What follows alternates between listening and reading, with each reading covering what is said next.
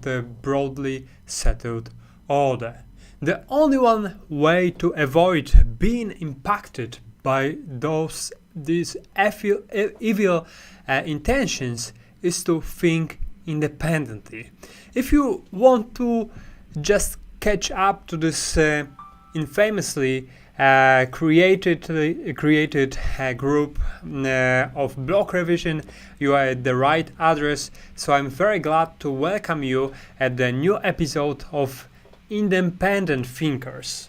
Today about stock markets, about investing as a whole, about cryptos, and mainly about the economy. So let's begin.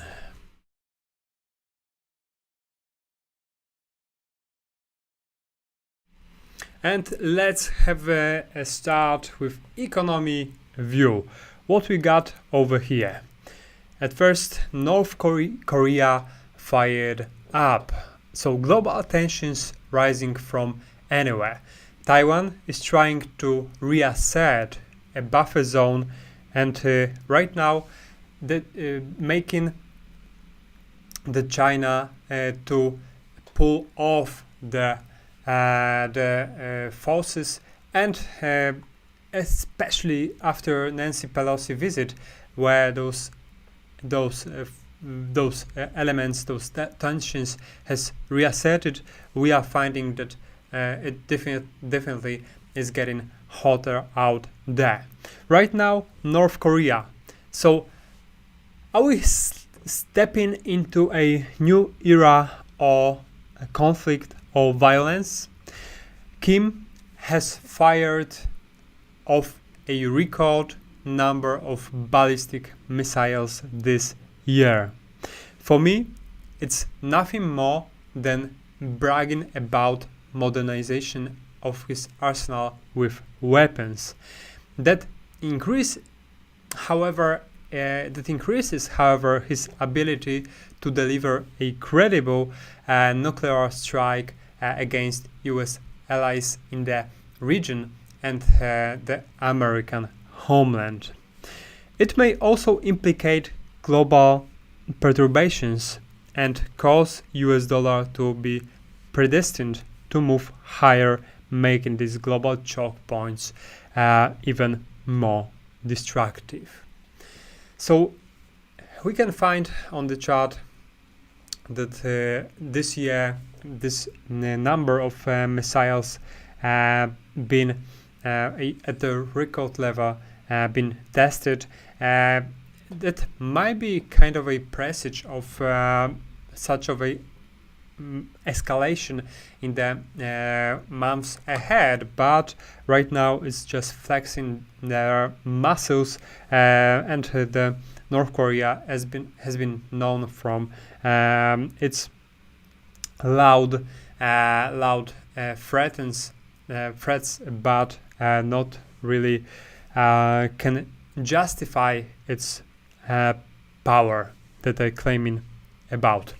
Right of next, the least popular supergroup defending oil. I'm talking about OPEC Plus. So shortly after OPEC Plus been rebuked by US after cutting output to keep prices high, the decision by OPEC Plus made it to keep the oil prices at the $90 threshold. So that's definitely one of the outright stimulated production maneuver that may bring higher prices to oil eventually. So I have for you OPEC. Saudi Arabia, which along with Russia leads this dodgy organization, as we can find OPEC is one of the ally of Russia, at least recently, showing that right now is supporting weaponization of the war caused by Russia. Expensive oil will fill the coffers of Arabia and keep Russia in artillery shells. Another 1/3 of people in Africa dying of hunger implicated by this nonsense war. But what about the developed world? The world is dealing with the continued negative impact of Putin's invasion of Ukraine. How short-sighted is the decision by OPEC Plus by this cutting production quotas, while the global economy is in such backed into the corner place. OPEC wants to hold the price around those levels that are sufficient for them to maintain their businesses. But what about the other elements? The cartel, the global elements, the cartel that keeps oil on the boil, it is manipulating the global scene once again. This cartel is defending the move by saying it needs to do this to protect the oil industry and their own economies from sagging global demand. So how to curtail the inflation now? Such low oil production will make the job even harder. But at the end of the day, it's all about making the rich richer, unfortunately, and the poor poorer. UK is not serious anymore. In terms of Fitch ratings, it's been degraded to negative level from stable. So Fitch has created a system for measuring a country's company's ability to pay back debts and any interest on those debts.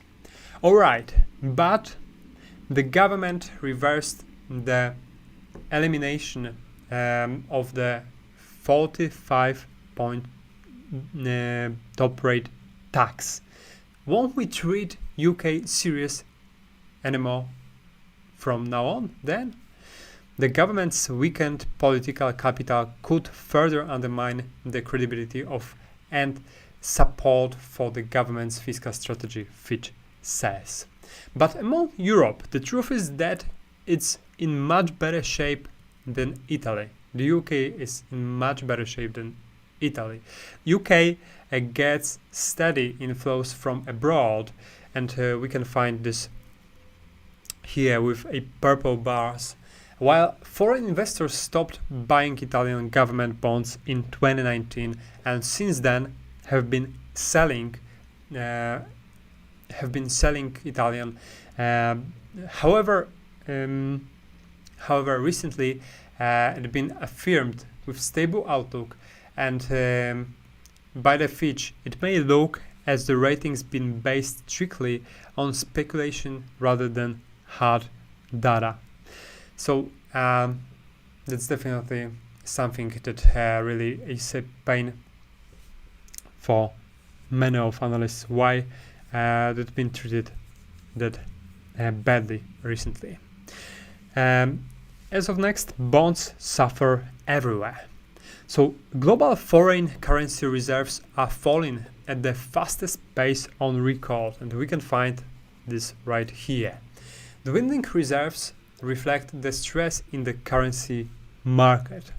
Central banks would need to have a deep dive into their war chests to fend off the depreciation, and this is forcing a growing number of market interventions.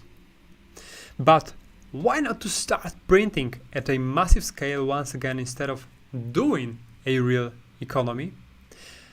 This only gets us back to the square one to comprehend what is the most effective economic tool by central banks.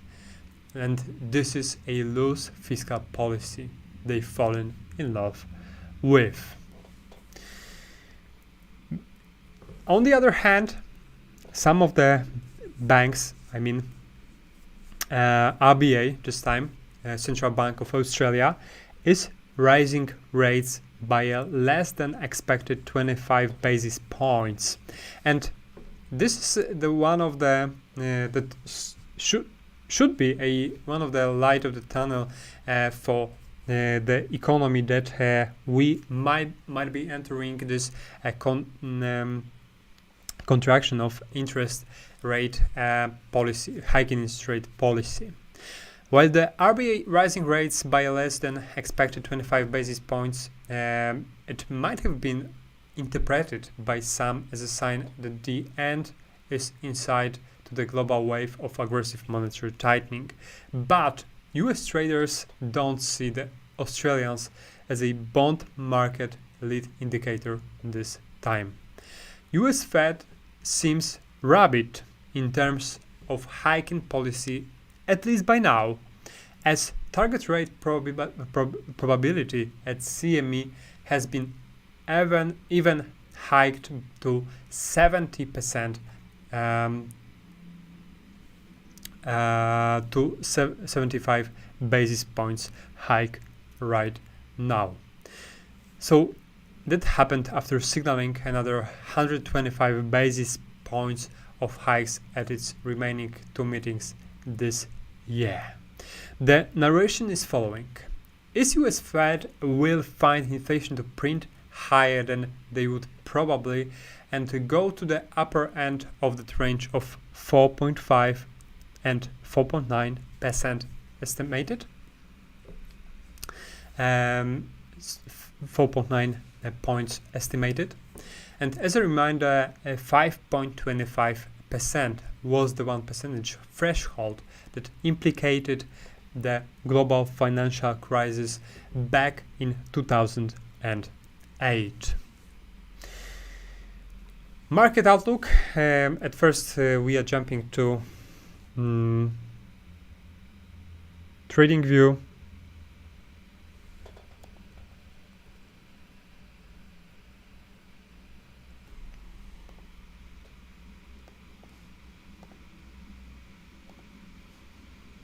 I just raise this bookmarks bar to make it more visible.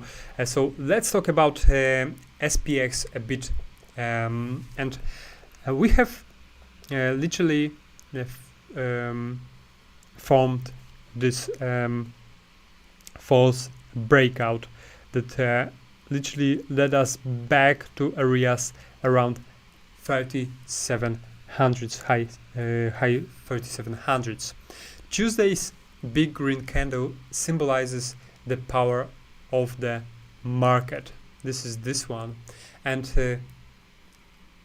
that's the candle that also informs us that every single bear has been knocked out, literally been knocked out, as we are not making any wicks, and that symbolizes the power of a rebound.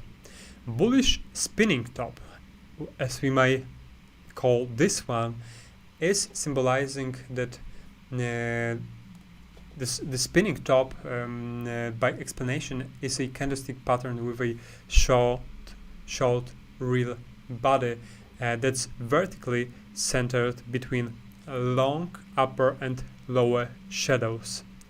So it, however, symbolizes market ambiguity. So we are right now somewhere between rebounding and wondering whether it was the right move.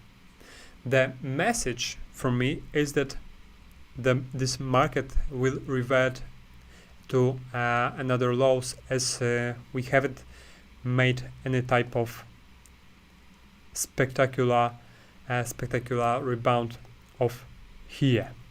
So this one, this exhaustion weekly candle may show that we are somewhere around the levels of oversold. But for now, this weekly candle might indicate that this rebound is not as strong as it supposed to be, has been counted for a stable reverse. So as long as we are over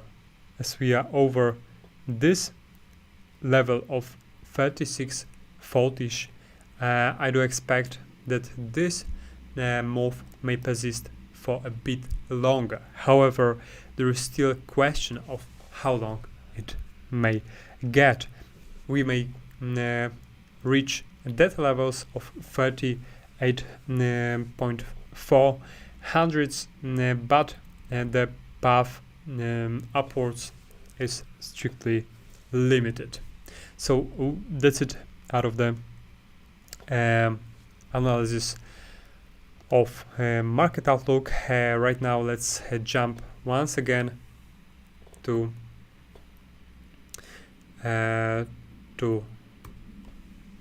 this sector, and we can find that cash allocation right now among investors, among retails, is at the low level on the I would say it's on a high level, but not as high as it was back in 2020.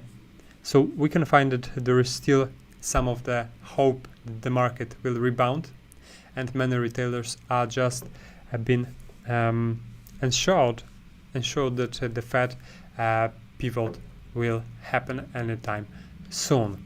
So even with this sentiment bearish readings, we can find that those cash allocation into stock market is rising, but not at very high levels. This is next chart that's showing that where you can see that past dips in the price level of the S&P 500 were accompanied by substantial outflows. And this time, however, is different. We haven't seen much of an outflow in any type of move downwards. We are right now going throughout the situation where the market still hopes for better days, and that COVID rally investors have been so hardwired that the Fed will intervene to rescue the market when the rainy days finally come. They are holding equity strong. US households, however, the largest buyer of stocks since 2020, are expected to sell more equities in 2023 due to slowing growth in the economy. That's why I do find that with the households having kept these positions very tightly, we would have the rebound very or this collapse rebound from this cash allocation very soon. Right now, let's have a look at crypto outlook, what we got out here. And on crypto outlook, that's hash rate, very interesting chart of recently. Hash rates refers to how much computing power is being used by a network for Bitcoin network to process transactions. And hash rate trajectory depend on the profitability of mining Bitcoin. Right now, we are in the upward tendency, where we can find that that's has been set in a contradictory path to what is normally expected. Miners right now, even with the price lowering, the lower chart hasn't been described. We can find the miners outflows, and we can find that any type of outflow hasn't been found as it was back in 2021. That means that normally for the cycle to have its turnover, we can usually meet the phase of those miners outflow, the abnormal outflow that hasn't spiked yet. That's why there might be still something of that phenomenon ahead of us, but the total hash rate is rising, and for total hash rate rising, we can find that miners will probably pause operations if this probability drops. This translates to a hash rate deficit, triggering mining difficulty to adjust downwards. So this situation right now is definitely pushing off more of miners than it was previously. On the one hand, on the one side, it means that the network is very, very strong. On the other hand, it's pushing off more miners to catching up the network.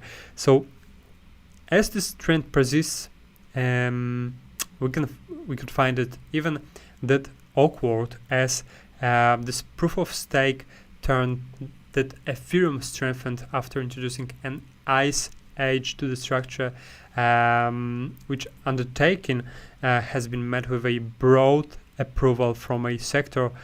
So that's definitely something to ponder about. Market movers section. So we are jumping to trading economics. And on trading economics, we have a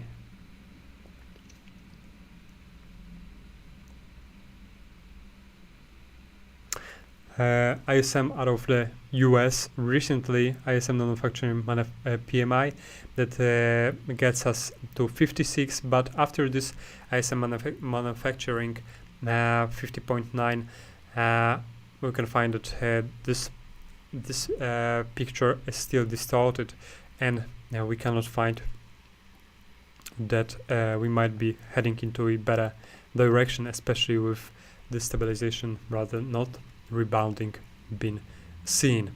In terms of another day, Thursday, we have still PMIs to get introduced out of the Canada. From US, we can find that initial jobless claims already found the worse a picture than it was expected.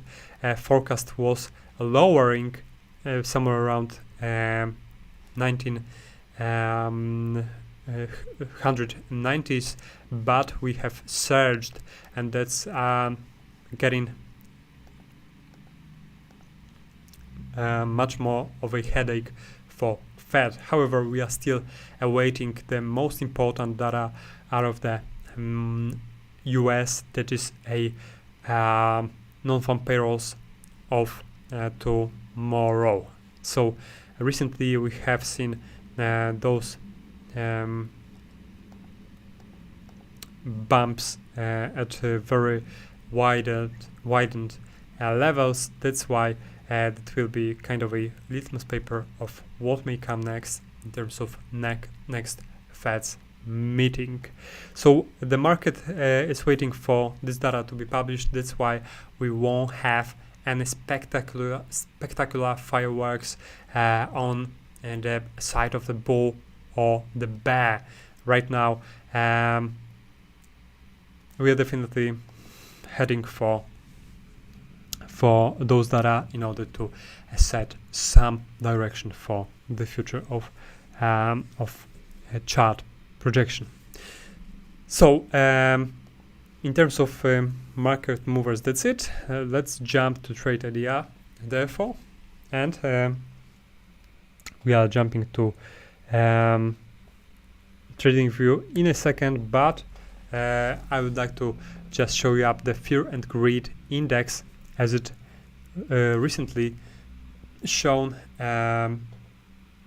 that we already took a brief in on the markets, and after the sequence of briefing out, we may be looking for another exhale.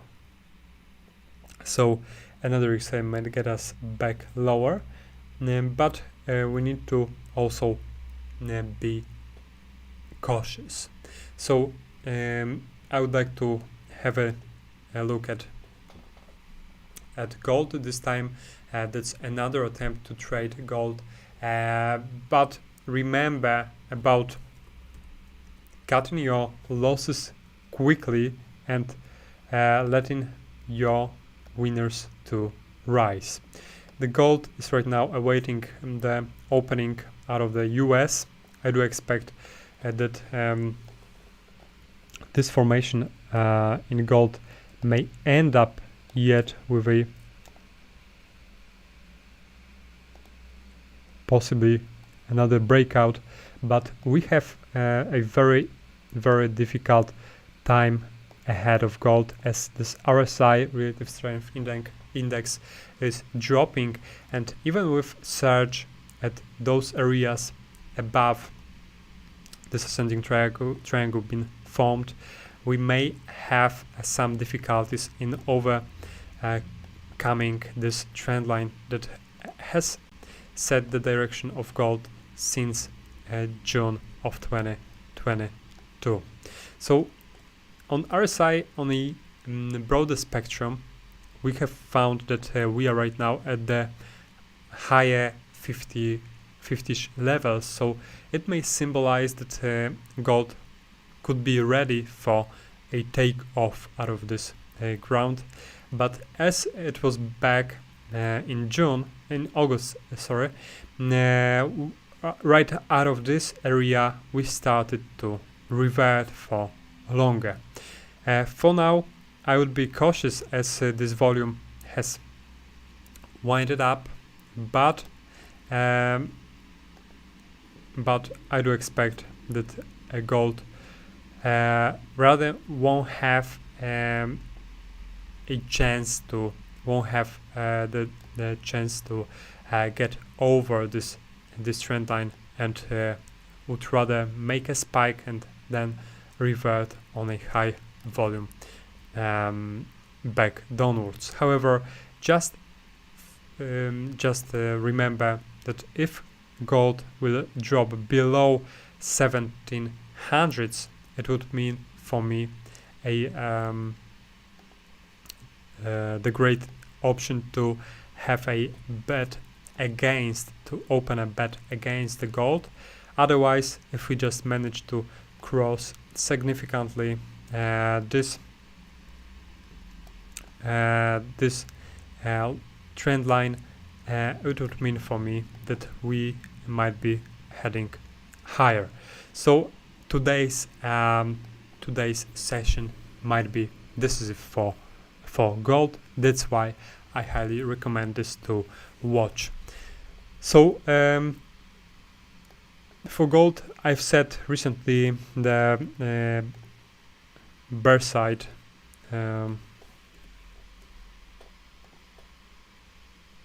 option,